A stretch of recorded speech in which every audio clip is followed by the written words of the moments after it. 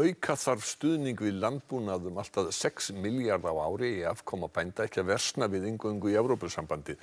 Þetta er niðurstaða nýrrar skýrslu þar sem metin eru áhrif afnáms tollaverndar á innlendar landbúnaðarvörur.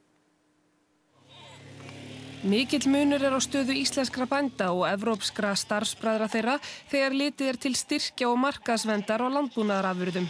Í nýrri úttekt tveggja hagfræðinga eru áhrif á afkomu íslenskra bænda metin ef landbúnaðarstefna Evrópusambandsins yrði tekin upp hér á landi. Samningahópur Íslands landbúnaðarmál mun nýta skýrsluna í aðildarviðræðum við ESB. Áhrifin eru langmest á greinar eins og mjólkurframleiðslu, eggjaframleiðslu, svínakjöt og alifugla og blómarækt. Þetta eru þær greinar sem eiga mest undir því að tollar séu lagðir á innflutning til þess að styðja við samkeppnishæfni íslensku varana. Samkvæmt skýrslunni yrði verð á mjólkurvörum að lækka 25% til að verða samkeppnishæft, verð á eggjum og svínakjöti rúm 40% en mest yrði verð á kjúklingi að lækka 53%.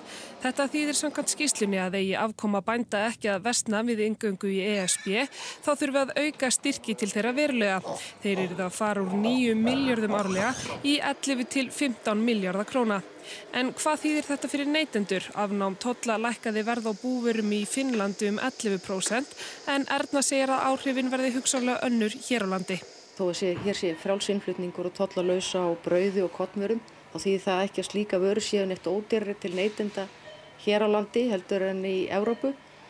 Þannig að það er svona áhrifin að neytendur eru óljós og ekki kannski lagt mikið út á því í þessari greiningu.